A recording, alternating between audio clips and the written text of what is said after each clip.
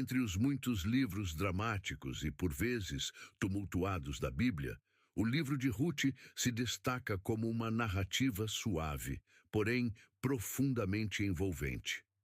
Diferente de histórias repletas de maravilhas milagrosas, mares que se abrem, fogo que desce do céu ou profetas que proclamam julgamentos divinos, a história de Ruth começa de forma tranquila, quase discreta, com a dor pessoal de uma família devastada pela fome e pela morte.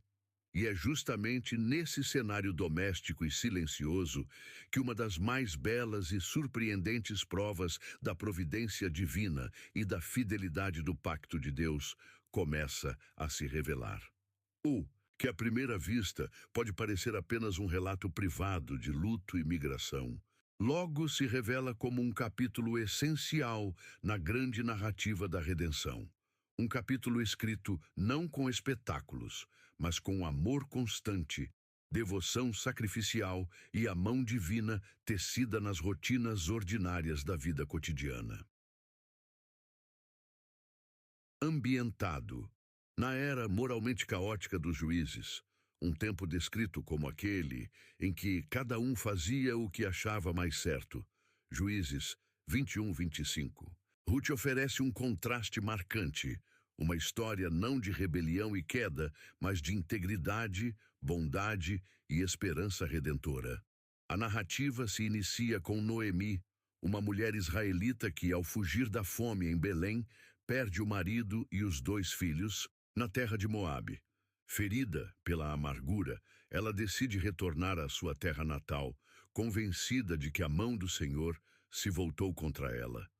Mas é justamente nesse ponto de quebrantamento que uma centelha de esperança surge, não por meio de uma voz divina ou de uma visão angelical, mas na lealdade silenciosa e inabalável de sua nora moabita Ruth, cujas palavras ecoam pela história como uma declaração de amor e fé. O teu povo será o meu povo, e o teu Deus será o meu Deus. Ruth 1:16. Com essa decisão, Ruth deixa o conhecido e caminha rumo ao desconhecido, alinhando-se não apenas a Noemi, mas também ao Deus de Israel. Apesar de ser uma estrangeira e uma viúva em uma sociedade patriarcal, onde não teria proteção nem direitos, tampouco garantias de sustento. O que se desenrola a partir desse momento não é apenas uma história de sobrevivência ou de romance, mas uma demonstração de como a mão invisível de Deus guia os fiéis e usa escolhas aparentemente insignificantes de pessoas comuns para cumprir propósitos extraordinários.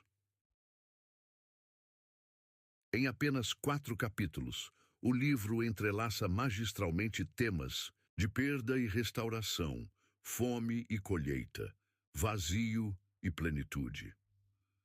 Através da cena em que Ruth respiga nos campos de Boaz, um homem de caráter nobre e parente do falecido marido de Noemi, uma nova história começa a se formar, marcada pelo Hesed, o termo hebraico que expressa a bondade e lealdade do pacto.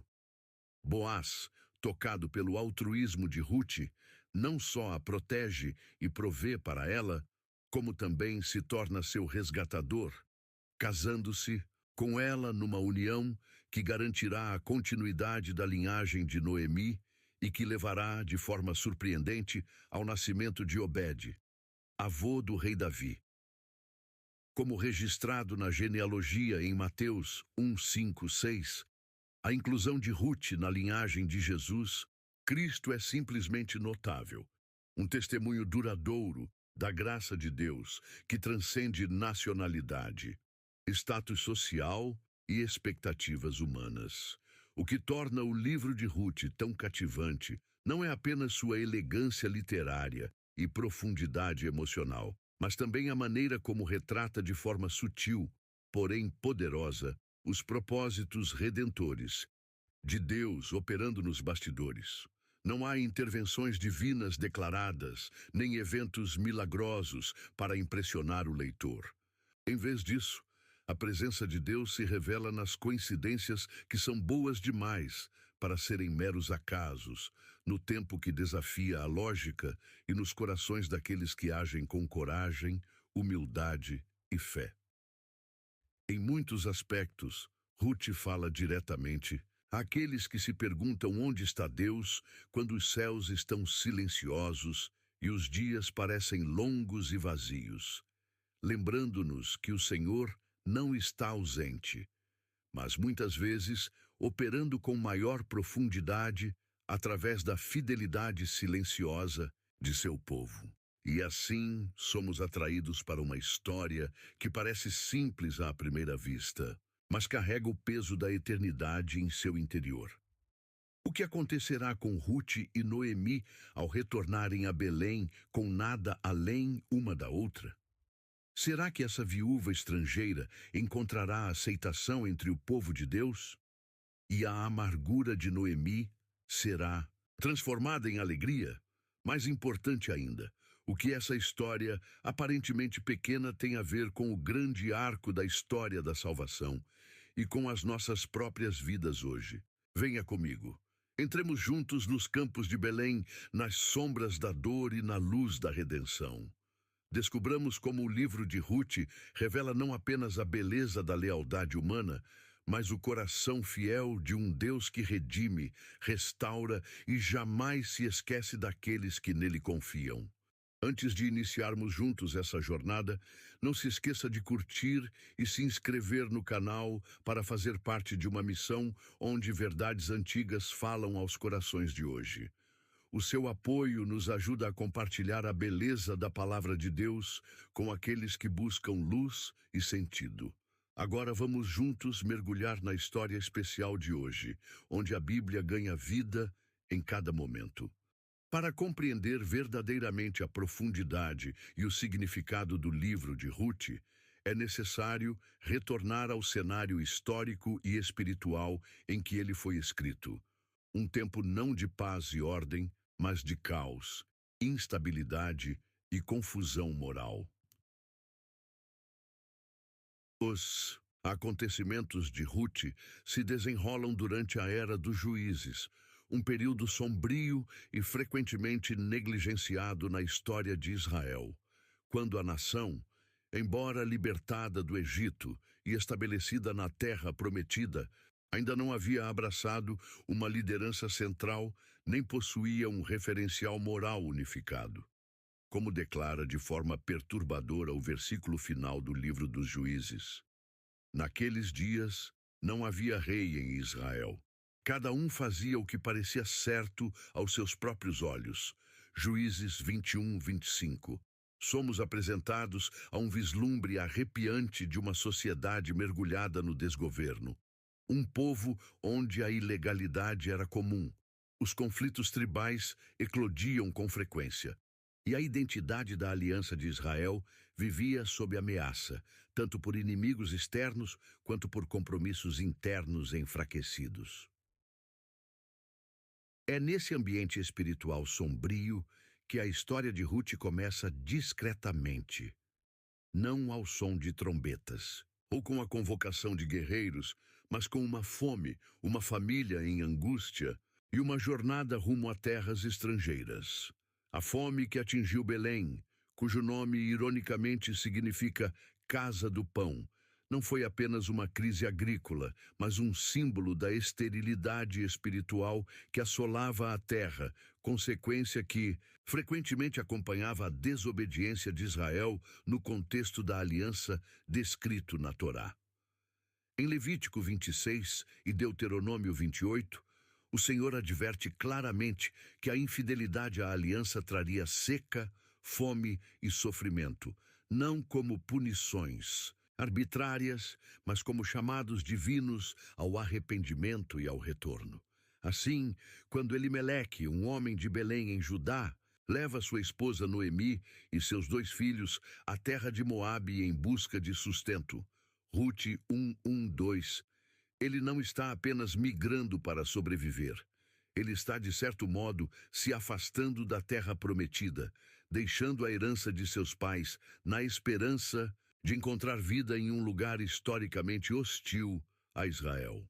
A escolha de fugir para Moabe carregava um peso espiritual significativo, pois Moabe, embora fosse uma nação vizinha, mantinha uma relação complexa e muitas vezes antagônica com Israel.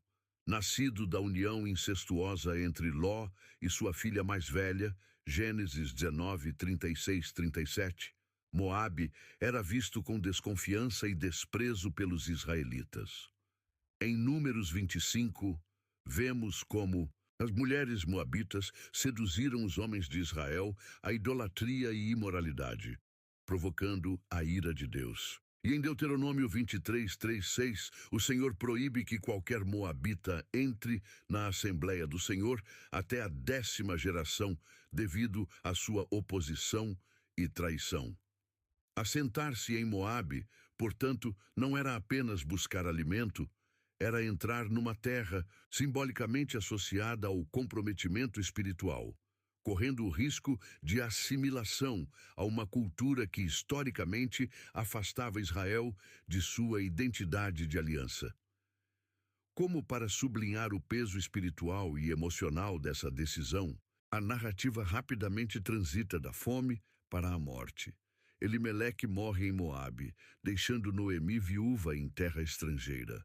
Seus 2 filhos, Malom e Quilion, casam-se com mulheres moabitas, Orfa e Rute, mas, após 10 anos, ambos também morrem, deixando as 3 mulheres desamparadas, vulneráveis e sem esperança para o futuro. Rute 1, 3, 5. No mundo antigo, onde a segurança e identidade de uma mulher estavam intimamente ligadas ao marido ou aos parentes do sexo masculino, tal situação não era apenas trágica, mas também perigosa. Noemi, agora privada de marido, filhos e herança, encontra-se, no fim de tudo, o que um dia considerou precioso. Seu lamento, ao retornar a Belém, é amargo e sincero. Não me chamem de Noemi agradável, chamem-me de Mara amarga, pois o Todo-Poderoso tornou a minha vida muito amarga. Parti cheia, mas o Senhor me trouxe de volta vazia. Rute 1, 20, 21. E ainda assim, mesmo no meio dessa escuridão, um fio do propósito divino começa a brilhar suavemente por entre o véu do desespero. O retorno de Noemi a Belém não coincide com a continuação da fome, mas com o início da colheita da cevada. Rute 1, 22. Um sinal sutil, porém significativo, de que a restauração, embora ainda invisível em suas circunstâncias, já estava em curso. O cenário, portanto, é de contraste. Um povo sem rei, fazendo o que bem entende. Uma terra sofrendo as consequências do afastamento espiritual. Uma viúva lamentando o colapso de sua casa. E uma mulher estrangeira prestes a entrar numa comunidade que talvez não a acolha nem a proteja. E, no entanto, sob a superfície desse mundo quebrado, Deus está agindo, não por meio de demonstrações grandiosas de poder, mas através de uma providência silenciosa, arranjando encontros, abrindo portas e preparando corações para uma redenção que não apenas resgatará 2 viúvas, mas também pavimentará o caminho para a chegada do maior rei de Israel e do Redentor Supremo do mundo. Em um tempo em que muitos se perguntavam onde estava Deus, quando as vozes proféticas eram raras e o povo se perdia em seus próprios caminhos, o livro de Rute nos lembra que o silêncio dos céus não significa a ausência de Deus. Pelo contrário, testifica que ele frequentemente opera com mais poder através do invisível, do inesperado e do aparentemente insignificante. E talvez seja exatamente esse pano de fundo de escuridão espiritual, ambiguidade moral e tragédia pessoal que permita que a luz da fidelidade de Rute, da integridade de Boaz e do amor pactuado de Deus brilhe com ainda mais intensidade.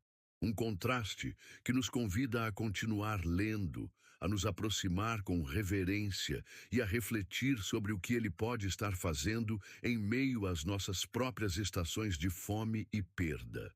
E assim, contra o pano de fundo da instabilidade nacional, da decadência espiritual e da dor pessoal, a história de Ruth começa a se desenrolar de maneira serena, não como um conto separado do caos, mas como um fio divino entrelaçado diretamente nele.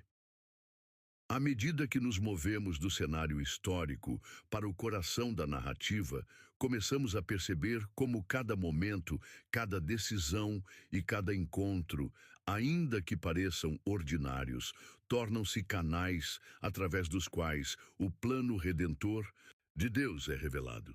O livro pode ser breve, mas seus capítulos são ricos em significado, e cada cena nos atrai mais profundamente para uma história em que a graça triunfa sobre a dor e a lealdade abre caminho para a herança. Entremos agora nesse drama que se desdobra diante de nós, começando pelo primeiro capítulo, onde a tristeza prepara o palco para uma esperança inesperada.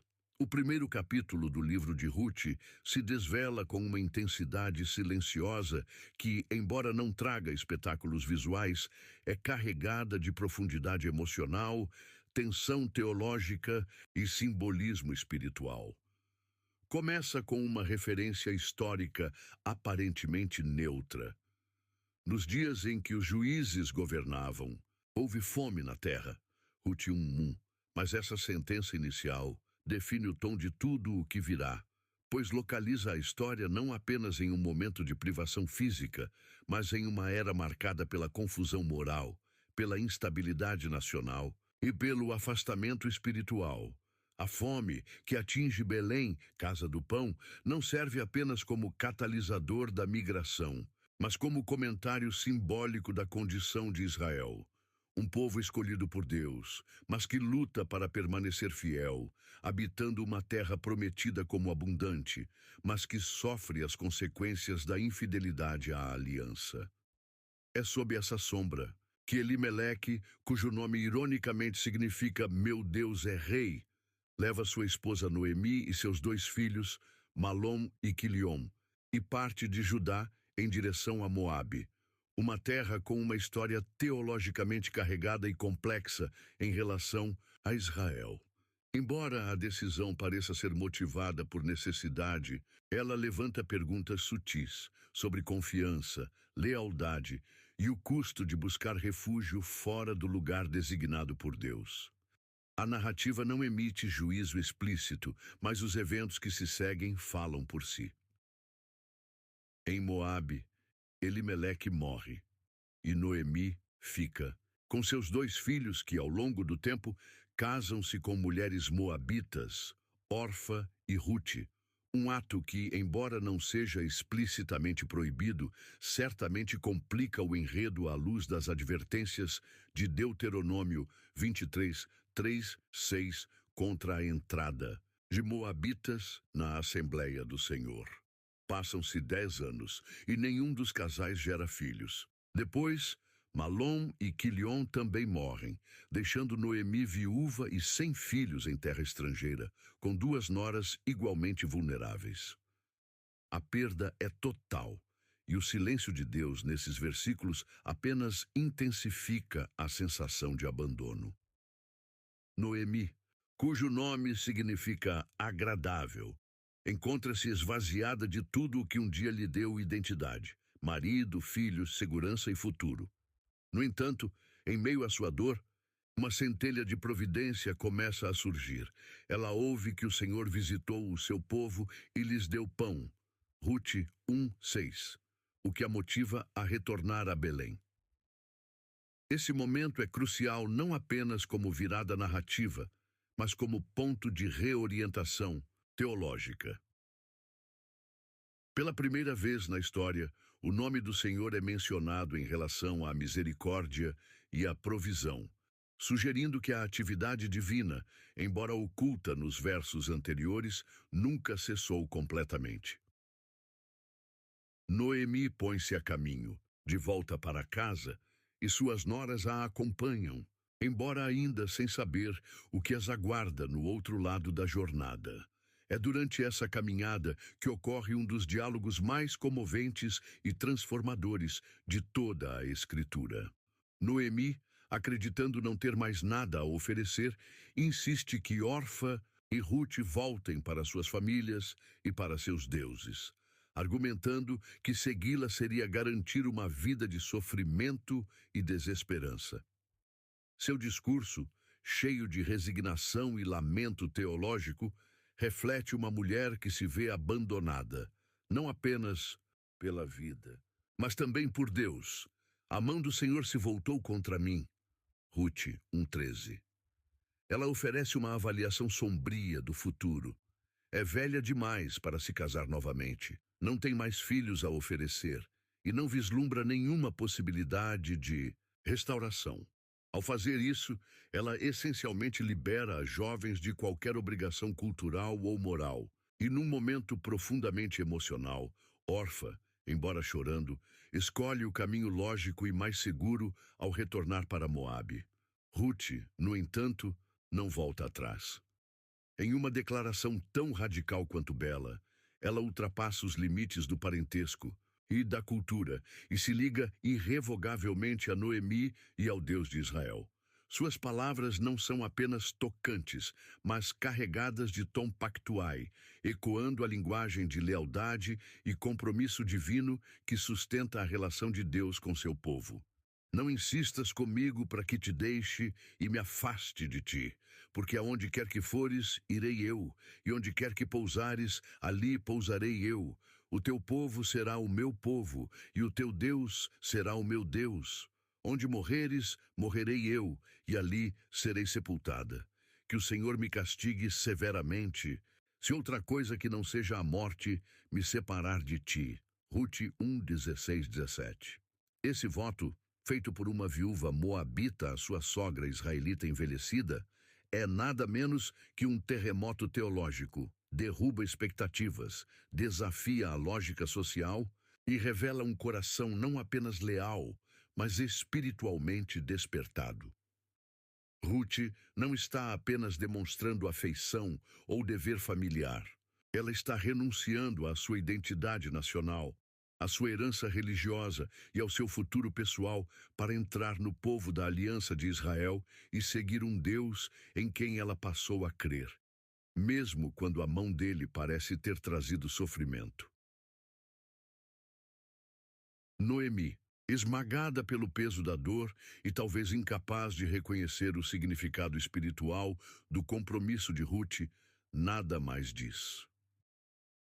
A jornada continua em silêncio, e quando as duas mulheres chegam a Belém, toda a cidade se agita, não apenas pelo retorno inesperado de uma filha há muito perdida, mas pela presença de uma mulher estrangeira ao seu lado. As mulheres da cidade exclamam: "É esta Noemi?" Uma pergunta que revela tanto reconhecimento quanto incredulidade, pois a mulher que partiu cheia, agora retorna vazia, marcada profundamente pelo tempo, pela dor e pela amargura. Noemi responde com uma honestidade crua, rejeitando seu nome e preferindo ser chamada de Mara, que significa amarga, pois, segundo suas palavras, o Todo-Poderoso me fez sofrer muito. Ruth 1:20. Sua teologia, embora incompleta, é sincera e verdadeira. Ela reconhece a soberania de Deus, mas ainda não consegue perceber sua bondade. Ela vê sua vida como uma narrativa de perda sem saber que a redenção já caminha ao seu lado. O versículo final do capítulo traz uma mudança de tom sutil, porém poderosa. Assim Noemi voltou com Ruth, sua nora moabita, vinda de Moabe. E chegaram a Belém no início da colheita da cevada.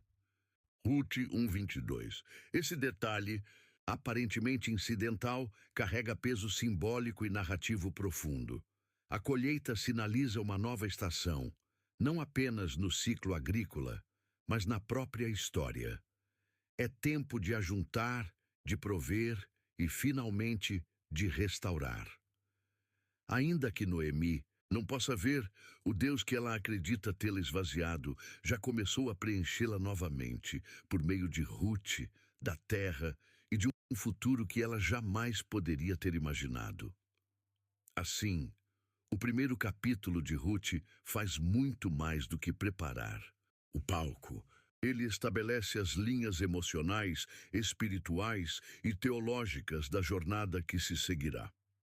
Através da fome e da morte, do lamento e da lealdade, do desespero e da fé silenciosa, ele pinta um retrato da dor humana que não é ignorada, mas sustentada, nas mãos de um Deus soberano, que age mesmo nas circunstâncias mais quebradas.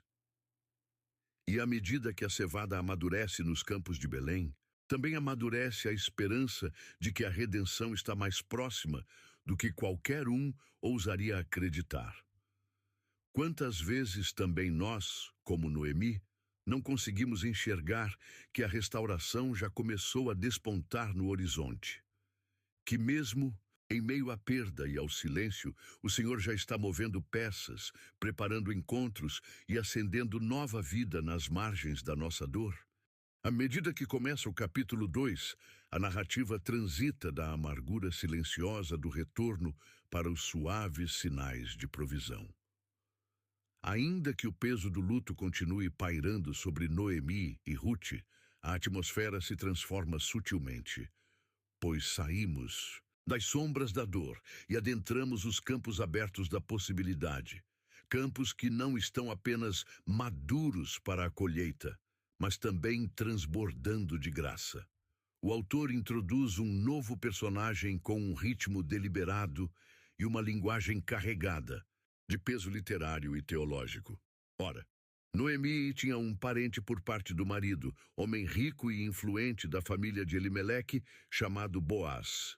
Ruth 2:1.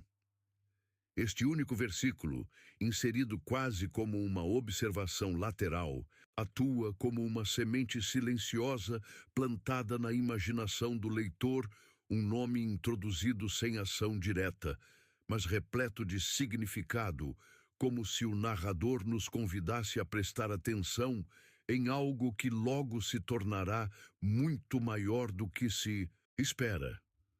Boaz é descrito como um homem valoroso, ou em hebraico, Gibor Shail, uma expressão que pode denotar não apenas riqueza e status, mas também força, honra e integridade moral. Ele não é apenas um proprietário de terras qualquer. Ele pertence ao clã de Elimeleque, um detalhe sutil, porém crucial, que o conecta legal e espiritualmente à família de Noemi e insinua a possibilidade da redenção por meio das leis do resgatador e do levirato, conforme estabelecido na lei mosaica, ver Levítico 25:25 e Deuteronômio 25:5-10. No entanto, neste ponto da história, nem Ruth nem Noemi conhecem Boaz ou sua importância. E assim, à medida que a cena seguinte se desenrola, o que pode parecer acaso é, na verdade, entrelaçado com a providência divina. Ruth, movida tanto pela necessidade quanto pela coragem, pede permissão a Noemi para ir respigar nos campos, um ato permitido pela lei israelita, que ordenava aos donos de terras que deixassem as extremidades de seus campos e os grãos caídos para os pobres, viúvas, órfãos e estrangeiros.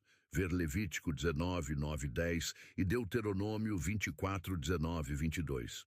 Seu pedido é simples e humilde, mas por trás dele repousa uma resiliência notável. Ela, uma estrangeira sem qualquer direito legal, está disposta a entrar num espaço vulnerável e imprevisível, na esperança de encontrar favor aos olhos de alguém que possa tratá-la com bondade. Noemi consente e Ruth parte, mas o texto nos oferece um sussurro teológico profundo ao descrever o que acontece a seguir. Ela foi e, ao chegar ao campo, respigava atrás dos ceifeiros. Por acaso entrou justamente numa parte da plantação que pertencia a Boaz. Ruth 2:3. A frase em hebraico tem um tom irônico, quase lúdico. Por casualidade, sua casualidade aconteceu. Como a dizer que o que parece acidental do ponto de vista humano é, na verdade, orquestrado pela mão invisível de Deus, que está tecendo seu propósito por meio das escolhas ordinárias de pessoas fiéis. Quando Ruth começa seu trabalho, Boaz chega ao campo e o ritmo narrativo se acelera sutilmente. Suas primeiras palavras, "O Senhor seja convosco", dirigidas aos ceifeiros, Ruth 2:4, revelam imediatamente seu caráter, não apenas como um homem de posses, mas como um líder que invoca o nome do Senhor em seus assuntos cotidianos, sugerindo que sua integridade não é superficial, mas enraizada na consciência da aliança. Ao notar Ruth, Boaz pergunta sobre sua identidade, e a resposta do capataz revela que sua reputação já a precedeu. Sua história de lealdade a Noemi e sua corajosa partida de Moabe já se espalharam pela comunidade. Quando Boaz fala diretamente com Ruth, suas palavras são carregadas de proteção, compaixão e até uma bênção quase sacerdotal. Ele a convida a permanecer em seu campo, a respigar junto com as demais moças, a beber da água tirada por seus servos, uma bondade inédita para uma estrangeira, e depois pronuncia estas palavras de afirmação espiritual: "O Senhor te recompense pelo que fizeste, e que seja amplamente recompensada pelo Senhor, o Deus de Israel, sob cujas asas vieste buscar refúgio." Ruth 2:12. Essa metáfora, buscar refúgio sob as asas de Deus, está profundamente enraizada nos Salmos e na imagem da proteção divina. Ver Salmo 91:4, Salmo 36:7, e ao utilizá-la, Boaz reconhece a fé de Ruth e eleva seus atos para além da bondade humana. Ele vê não apenas seu serviço à sogra, mas sua escolha espiritual de alinhar-se com o Deus de Israel. Ruth responde com humildade e espanto, sem entender por que tamanha graça lhe é concedida, sendo ela uma estrangeira. No entanto, a bondade de Boaz continua ao longo do dia. Ele a convida à sua mesa, oferece-lhe grãos tostados e garante que ela volte para casa com muito mais do que um punhado de cevada. Ao fim do dia, Ruth retorna a Noemi com um efa de cevada, cerca de 20 a 30 quilos de grão, e o espanto na voz de Noemi reflete tanto a surpresa quanto a percepção crescente de que algo além do acaso está em ação. Ao ouvir o relato de Ruth e o nome do homem cujo campo ela respigou, acontece uma transformação sutil, Boaz. Com esse nome, ocorre uma mudança no espírito de Noemi. Aquela que antes se chamava amarga, agora abençoa o Senhor, dizendo: "Bendito seja ele pelo Senhor, que não retirou sua bondade nem dos vivos, nem dos mortos." Ruth 2:20. Este é o primeiro momento no livro em que Noemi reconhece abertamente a fidelidade da aliança de Deus desde seu retorno.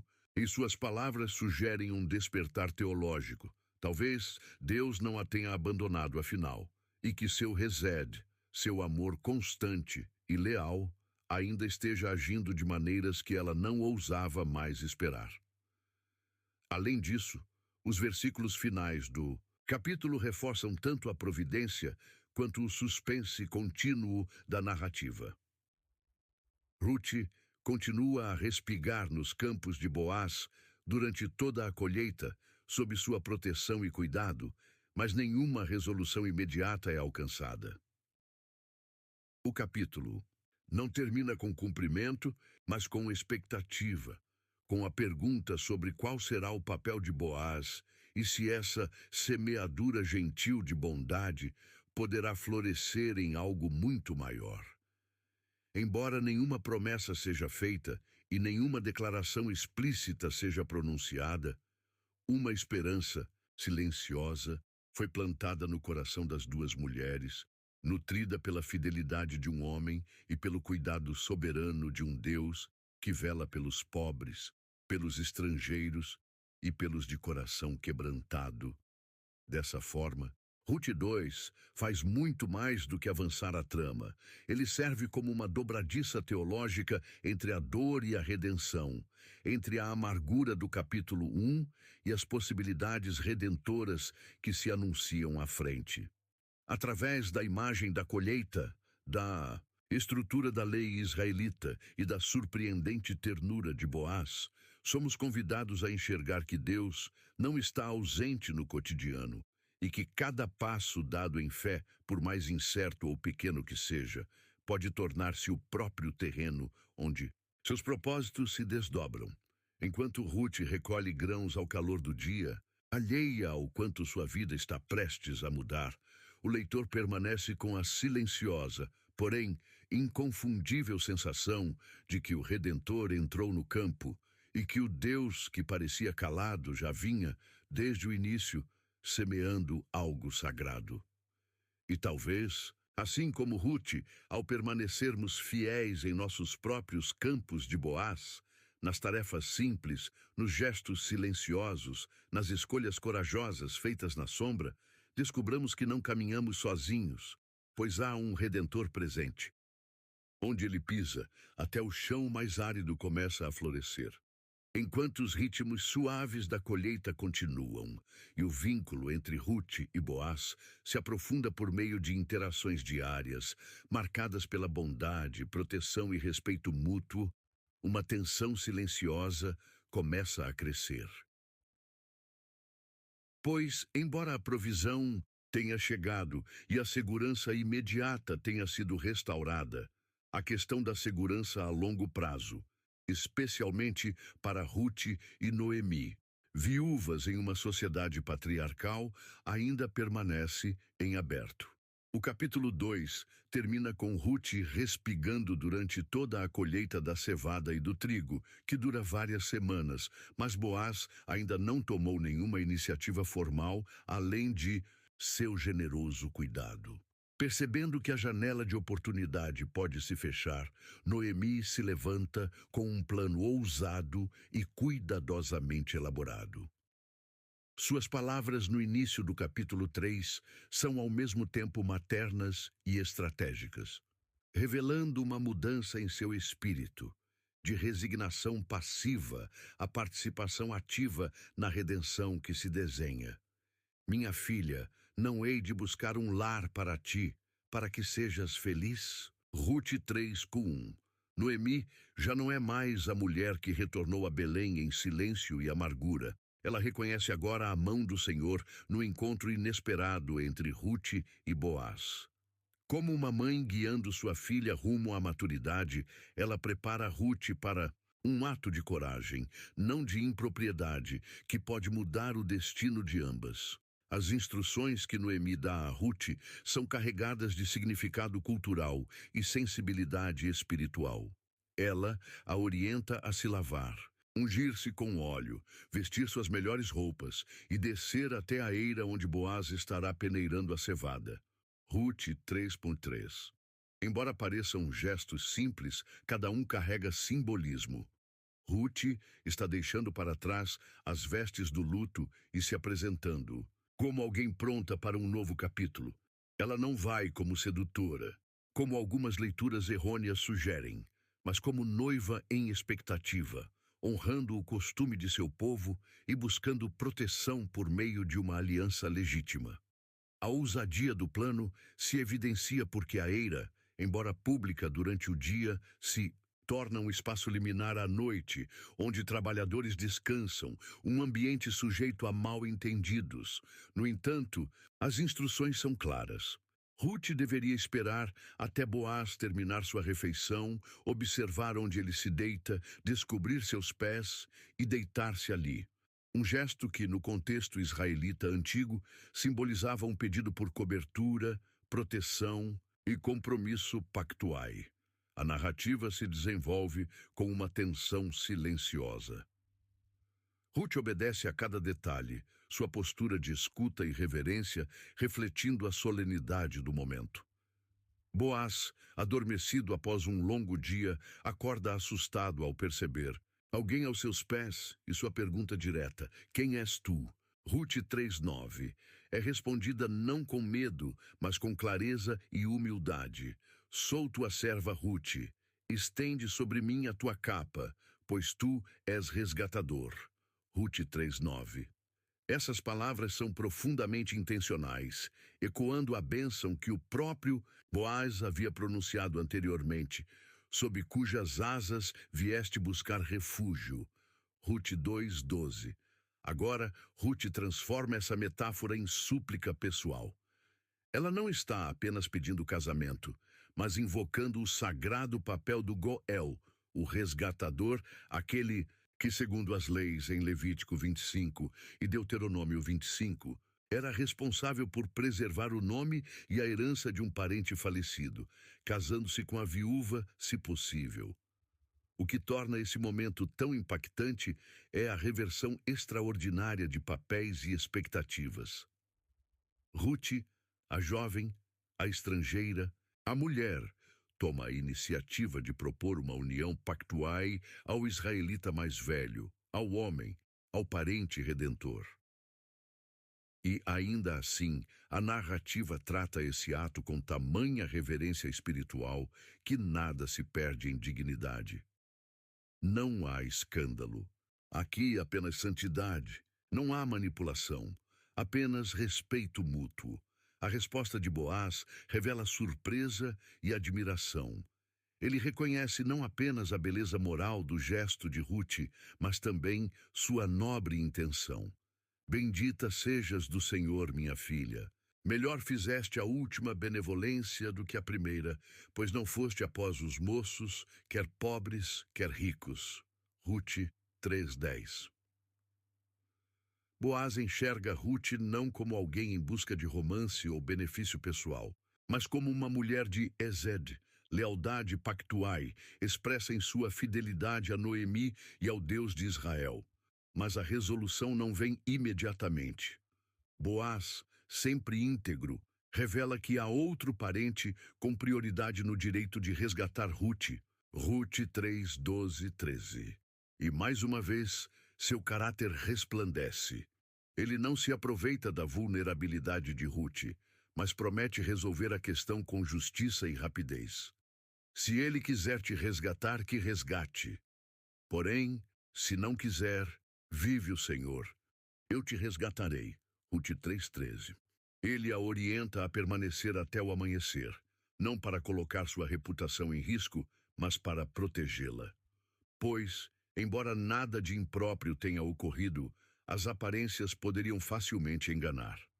Antes do romper da manhã, Boaz envia Rute de volta a Noemi com 6 medidas de cevada, um presente generoso, não apenas de sustento, mas como símbolo silencioso de suas intenções.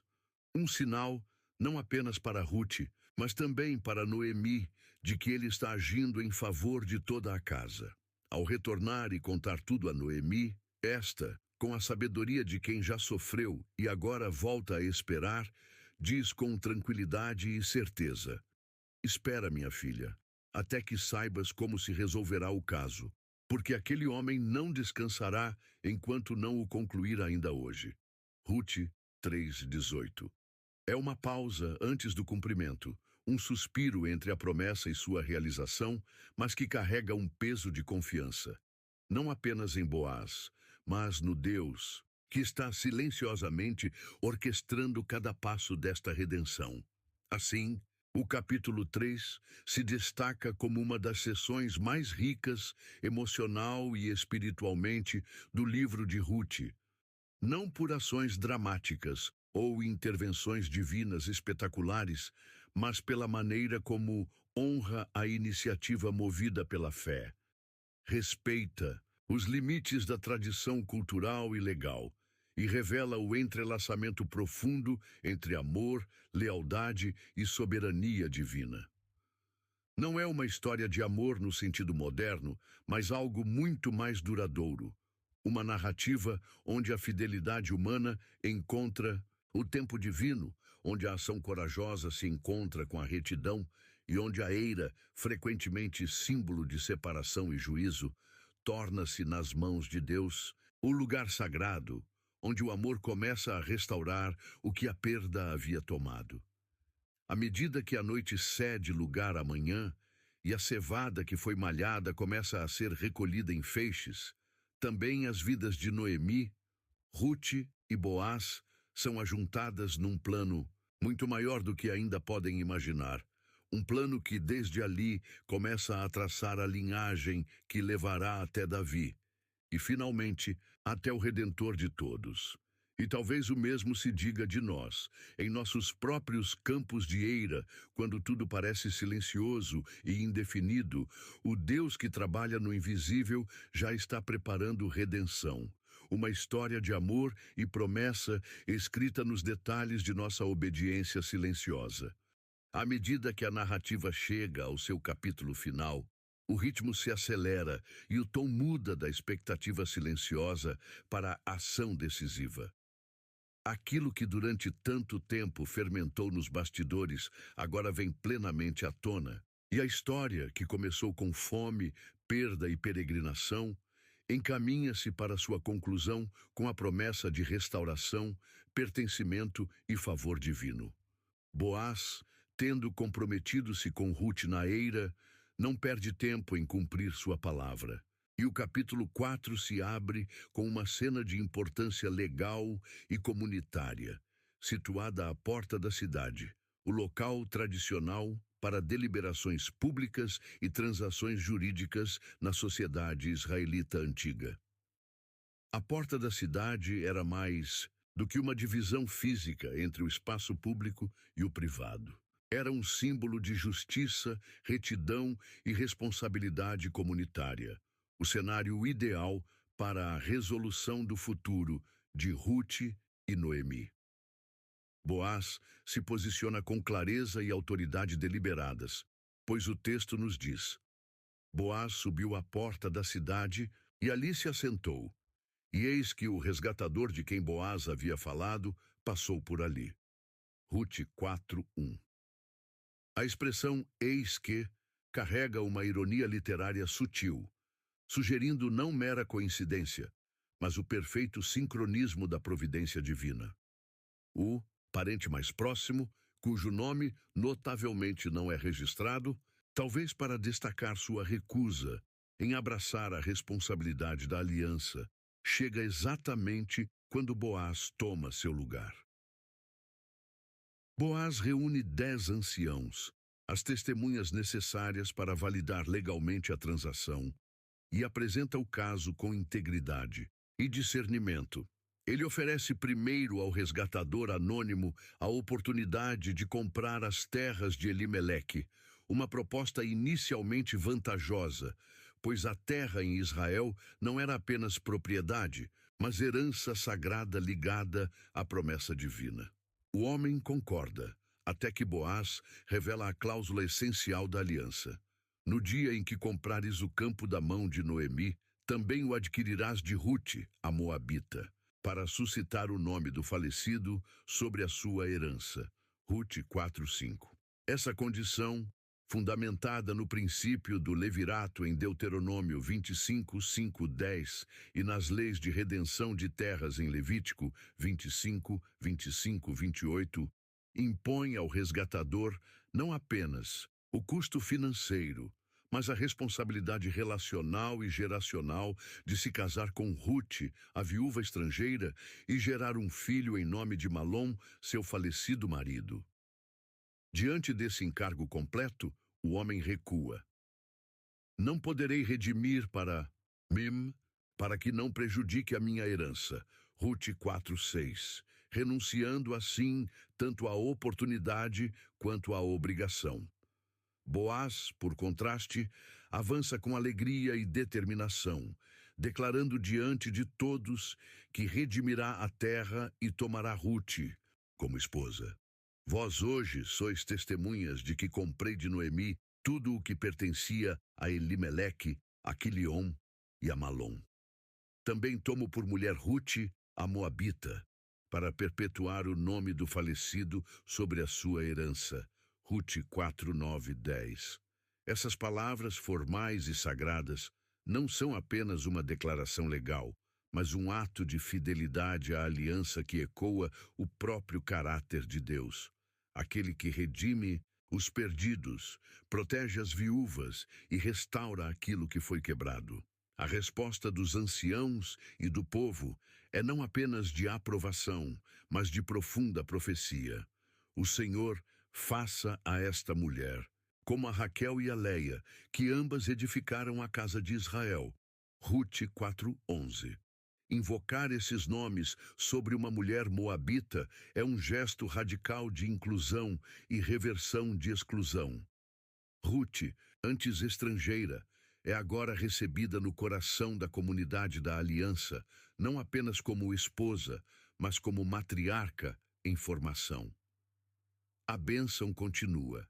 Que a casa de Boaz seja como a de Perez, filho de Tamar com Judá, Rute 4:12.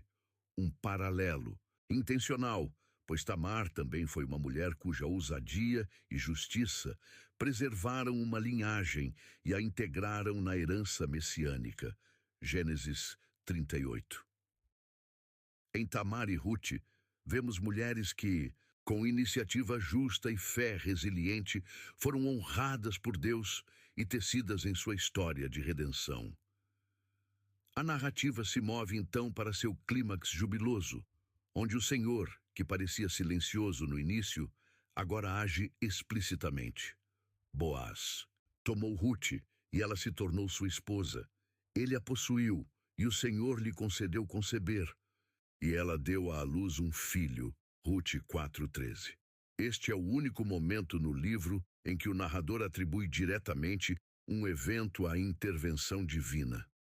E não por acaso, pois a restauração da linhagem familiar, após anos de esterilidade, morte e desespero, é obra do Deus que sopra vida onde antes havia vazio. O menino Obed, cujo nome significa servo ou adorador, torna-se mais do que um filho para Rute e Boaz, torna-se fonte de vida renovada para Noemi. As mulheres da cidade declaram: Bendito seja o Senhor, que não te deixou hoje sem resgatador. Ele será para ti restaurador da alma e sustentador da tua velhice. Rute 4, 14 e 15. O foco volta-se momentaneamente para Noemi, que antes se via vazia e amarga, e agora segura em seus braços a promessa cumprida, o neto que traz de volta a alegria e a continuidade à sua casa. O capítulo e o livro conclui com uma genealogia que está longe de ser um detalhe histórico secundário. Ela coloca Obed na linhagem direta que leva a Jessé e, posteriormente, a Davi. Rute 4, 17 e 22, o maior rei de Israel, cujo reinado se tornaria o arquétipo da esperança messiânica. Essa lista final é o ponto de exclamação teológico da narrativa, que do ventre de uma viúva moabita, por meio do amor fiel de um resgatador e pela providência silenciosa de Deus, brota uma linhagem através da qual nascerá o Redentor Supremo, Jesus Cristo. Como Mateus registra em seu evangelho, Boaz gerou Obed de Rute, Obed gerou Jessé, e Jessé gerou o rei Davi. Mateus 1, 5, 6. Rute torna-se uma das poucas mulheres nomeadas na genealogia do Messias, sua história para sempre inscrita no coração da história da salvação. Assim, Rute 4 não é apenas um final feliz ou o fechamento de uma necessidade terrena. É uma revelação teológica envolta nas tramas ordinárias da vida humana: casamento, nascimento, terra, nome e legado.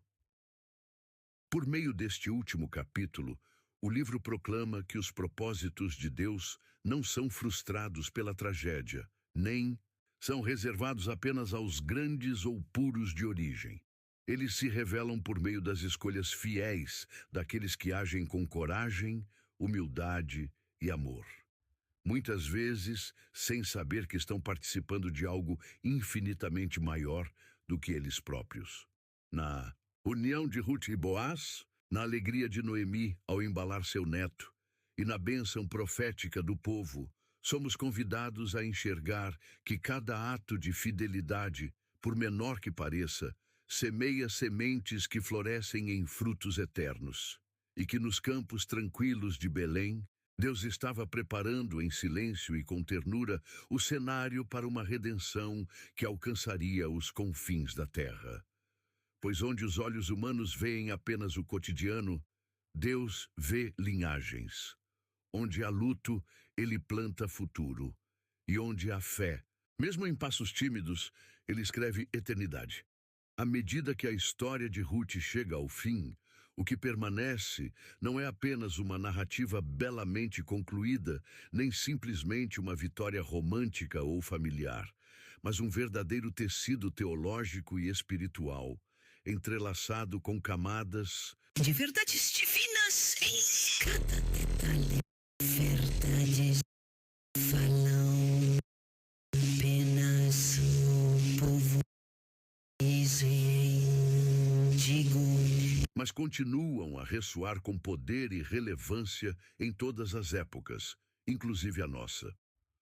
O livro, embora curto em extensão, é imenso em profundidade, convidando leitores de todas as gerações a refletirem sobre as maneiras como Deus opera por meio de vidas comuns, decisões silenciosas e relacionamentos inesperados para cumprir seus propósitos extraordinários. Um dos temas mais profundos que atravessa todo o livro é a providência de Deus. Uma providência que nem sempre se anuncia, por meio de sinais e maravilhas, mas que frequentemente se revela no silêncio, através de escolhas humanas, que, embora pareçam pequenas ou incertas, são guiadas pela mão invisível do Todo-Poderoso. Desde o momento em que Ruth, por acaso, respiga no campo de Boaz, Ruth 2:3, a narrativa nos convida a considerar que aquilo que chamamos de coincidência pode ser, na verdade, uma coordenação divina. A construção hebraica original, algo como "sua sorte a levou por sorte", destaca a ironia de chamar de acaso o que claramente está sob direção celestial. Essa visão da providência fala profundamente ao leitor, moderno, muitas vezes perdido em meio à aparente aleatoriedade da vida, lembrando-nos que mesmo quando o céu parece em silêncio, Deus vê, conhece e guia os que andam pela fé. Outro tema poderoso é a lealdade expressa através do amor da aliança, personificado de forma sublime na devoção inabalável de Ruth a Noemi. Sua declaração: "Para onde fores, irei. Onde pousares, ali pousarei. Teu povo será o meu povo, e teu Deus será o meu Deus." Ruth 1:16. É uma das expressões mais puras de Hesed nas Escrituras. Um amor constante, fiel, gracioso, vinculado a compromisso. Este amor não se baseia em sentimentos passageiros, mas em promessas e sacrifício pessoal. É um amor que permanece quando tudo parece perdido, quando os resultados são incertos. Num tempo em que o compromisso é frequentemente volátil e condicionado, a fidelidade de Ruth desafia os leitores contemporâneos a refletirem sobre a profundidade de seus próprios relacionamentos, seja no seio familiar, nas amizades ou nas comunidades de fé, e a perguntarem-se se estão dispostos a amar com esse mesmo tipo de entrega, que busca o bem do outro, mesmo quando isso custa algo muito pessoal. Um terceiro tema marcante é a inclusão do estrangeiro na história redentora de Deus, um princípio que emerge não apenas através da identidade moabita de Ruth, mas também em sua inclusão na genealogia do rei Davi e posteriormente de Jesus Cristo. Ruth 4:17-22. Mateus 1:5. O fato de uma mulher de Moabe, povo descendente de Ló, e historicamente visto com desconfiança por Israel. Deuteronômio 23:3-6. Não só ser acolhida, mas tornar-se bisavó do maior rei de Israel.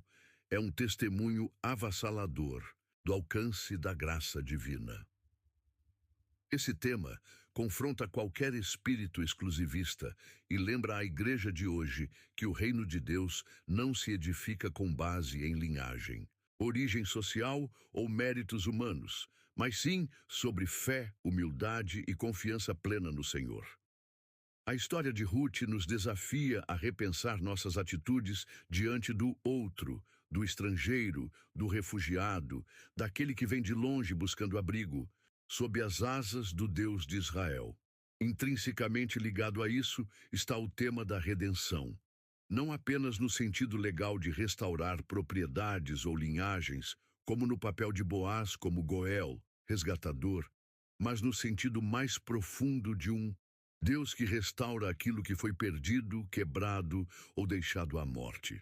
As ações de Boaz não só cumprem a lei mosaica, mas prefiguram a obra redentora de Cristo.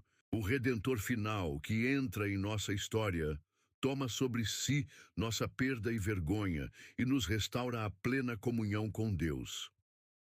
Assim como Boaz redime Ruth por amor, levantando Noemi de sua amargura e garantindo um futuro à família, também Jesus nos redime, não por obrigação, mas por amor. Essa imagem fala com profundidade a um mundo cansado, ferido e desiludido, oferecendo esperança. Nenhuma perda é grande demais, nenhuma história está longe demais para que Deus não possa reescrevê-la com graça. Outro aspecto central do livro é o poder transformador da integridade moral e do caráter piedoso, revelado tanto em Ruth quanto em Boaz. Ambos agem com honra, mesmo quando ninguém está observando. O zelo de Ruth no trabalho, sua humildade e sua recusa em manipular a situação em benefício próprio, Ruth 2, 7, 10, 13. Junto com a compaixão de Boaz, seu autocontrole e fidelidade à lei.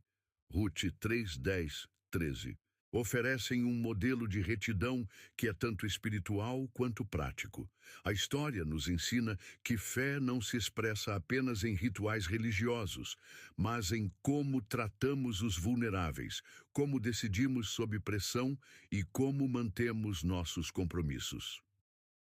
Em uma era onde a virtude pública muitas vezes oculta a corrupção privada, o livro de Ruth nos chama à integridade plena, onde caráter e convicção caminham juntos, e onde a retidão não é um ideal distante, mas uma prática viva.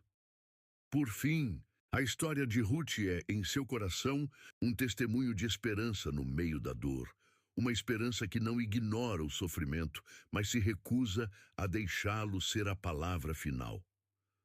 Noemi começa a história com as mãos vazias e o coração amargo, convencida de que Deus a havia abandonado. Ruth 1, 20 e 21. Mas ao final, ela segura em seus braços o neto da promessa, um menino que carrega não apenas o futuro de sua família, mas o germe da esperança messiânica. Sua transformação não apaga sua dor, mas a redime, mostrando que o Deus que permite o lamento é o mesmo que planta a alegria, e que o vale da aflição pode tornar-se o caminho da redenção. Essa mensagem é urgentemente necessária hoje, para todo o coração em luto, toda a alma em espera, toda a vida em busca de sentido. O livro de Ruth afirma que Deus ainda não terminou a história. A última palavra pertence a Ele, e ela é de vida.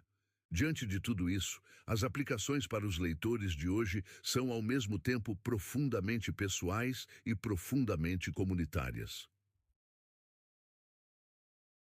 O livro de Ruth nos chama a sermos pessoas de compaixão e coragem, de amor fiel e fé ativa. Ele nos desafia a ver a mão invisível de Deus nos detalhes do cotidiano e a reconhecer que até os menores atos de obediência podem ecoar por gerações.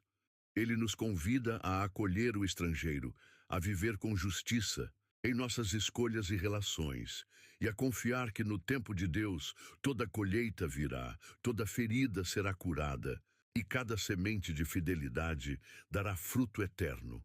Porque na história de Ruth encontramos não apenas a crônica de uma família, mas o coração do Evangelho, um lembrete suave, porém poderoso, de que o Redentor está próximo e que por meio dele toda dor pode se tornar porta de entrada para a graça. E assim, ao refletirmos sobre essa história milenar, somos convidados não só a admirá-la, mas a vivê-la, com fé corajosa, com amor comprometido e com os olhos atentos à mão de Deus, que ainda hoje, no silêncio e no detalhe, continua escrevendo histórias de redenção. Ao chegarmos ao movimento final do livro de Ruth, não somos deixados com uma simples conclusão, mas com um eco persistente, uma voz suave que continua a falar ao coração de todos aqueles que se aproximam desta narrativa com olhos abertos e espírito atento. Aquilo que começou com fome, exílio e perda se desdobrou, de forma gradual e magistral, em um testemunho de providência divina, amor pactuai e redenção geracional. Tecido não por meio da grandeza de reis ou profetas, mas através da fidelidade silenciosa de pessoas, aparentemente comuns, que ousaram crer que Deus ainda estava agindo, mesmo quando a vida parecia estéril e os céus silenciosos. O poder da história de Ruth reside em seus paradoxos extraordinários. Uma viúva moabita se torna mãe da linhagem real de Israel. Uma mulher amargurada e enlutada se vê segurando nos braços o filho da promessa. Um simples ato de respigar num campo transforma-se no ponto de inflexão do arco redentor da história humana. Cada camada da narrativa, desde a corajosa declaração de lealdade de Ruth em Ruth 1:16-17, passando pela resposta honrada e pactuai de Boaz em Ruth 3:10-13, até culminar com o nascimento de Obed e a genealogia que conduz a Davi em Ruth 4:17-22. Não é apenas um capítulo de uma história de amor, mas um capítulo na maior de todas as histórias de amor, a história de um Deus que vê, que se lembra e que redime. Ao longo do livro, o nome de Deus é pronunciado com reverência, mas ele próprio nunca fala diretamente. Sua mão é sentida mais do que vista, sua voz é silenciosa, mas sua presença inconfundível. Essa sutileza não indica ausência, mas profundidade. Convida o leitor a uma teologia da confiança que reconhece que Deus não está presente apenas no milagre e no extraordinário, mas também, e com igual poder, nos passos fiéis daqueles que ainda não veem o fim, mas escolhem caminhar mesmo assim. Ruth não recebe uma profecia, nem testemunha um sinal do céu. Ela apenas escolhe amar, permanecer e confiar em um Deus que conheceu há pouco, mas em quem passou a crer profundamente. Suas ações, nascidas não da certeza, mas da lealdade, tornam-se o solo onde os propósitos eternos de Deus são plantados. Boaz, por sua vez, nos apresenta um modelo de justiça silenciosa, uma integridade discreta que respeita a lei, honra os vulneráveis e escolhe a fidelidade mesmo quando ninguém exige. Seu papel como Goel, o Redentor, aponta além de si para aquele que um dia cumpriria essa função em sua plenitude, não apenas redimindo terras ou preservando linhagens, mas comprando com seu próprio sangue a herança eterna de todos os que confiam nele. Toda a estrutura de Ruth, assim, não caminha apenas rumo a um desfecho, mas rumo a um cumprimento, uma esperança messiânica que floresce nos campos. De Belém, a mesma cidade onde séculos depois outro menino nasceria. Um menino que, como Obed, seria chamado restaurador da vida. E o que faremos então com tal história? Deixá-la como uma bela lembrança do passado seria perder sua mensagem viva para o presente. O livro de Ruth nos convida não apenas a admirar seus personagens, mas a encarnar sua fé.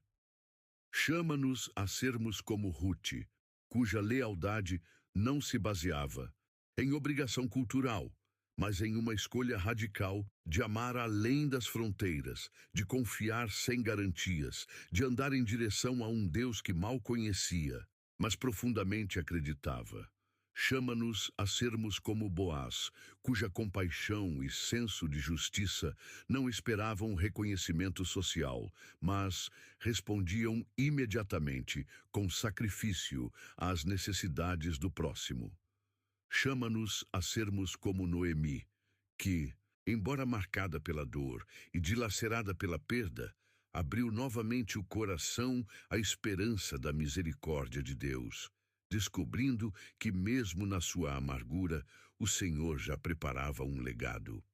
E mais profundamente ainda, esse livro nos chama a olhar para Cristo, o Boaz verdadeiro e maior, que não hesitou em nos redimir, embora isso lhe custasse tudo, que nos encontrou na nossa condição de estrangeiros e nos acolheu na família da aliança, e que agora, como a semente lançada no campo, produz uma colheita de vida para todos os que nele confiam. Como escreve o apóstolo Pedro, porque estáveis desgarrados como ovelhas. Agora, porém, vos convertestes ao pastor e bispo das vossas almas.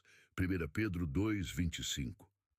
O retorno de Ruth a Belém não foi apenas geográfico, foi espiritual, assim como o nosso também deve ser. Portanto, o chamado é claro e urgente.